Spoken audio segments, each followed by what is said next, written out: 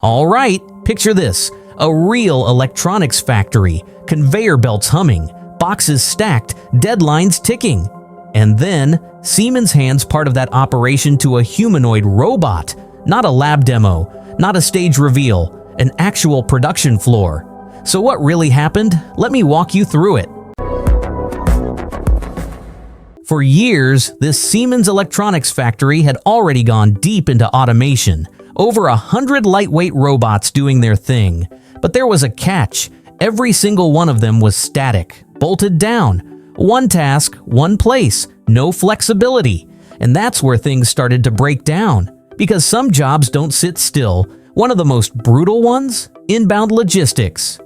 This is the job where you're constantly bending down, grabbing heavy totes from a stack, lifting them up and placing them onto a conveyor so materials can move into the facility. Over and over. All day. It's repetitive, it's exhausting, and it's exactly the kind of work that leads to long-term back and shoulder injuries. So Siemens tried something bold. They partnered with Humanoid, a startup building mobile humanoid robots designed to work the way humans do, not just like machines behind fences. And the test subject? HMND-01. The mission was simple on paper, but massive in reality. Take a humanoid robot and let it handle a tote-to-conveyor destacking task inside a live production environment. No safety net, no fake loads, no controlled demo excuses. They deployed the robot on site for 2 full weeks at the Siemens electronics factory in Erlangen. Day 1, the robot was uncrated, and almost immediately, it was picking boxes. That part shocked even the engineers, because this wasn't just about lifting. The robot had to move through space, bend down like a human, grip awkward objects, transport them, and place them precisely onto a moving conveyor, autonomously. And it worked. Not perfectly, not magically, but reliably. This was the moment Siemens stopped asking, "Can humanoid robots do this?" and started asking, "How fast can we scale this?"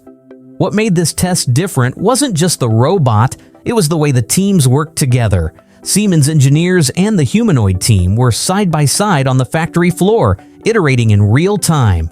Every hour the robot operated inside the customer's facility meant faster improvements, better behavior, and smarter decisions. This wasn't a lab-to-market pipeline. This was lab-to-line. And here's the part most people miss. The goal isn't to replace humans. It's to change what humans do.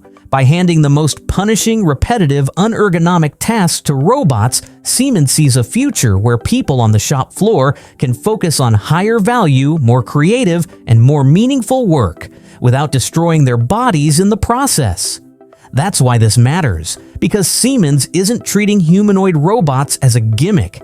They're treating them as universal workers.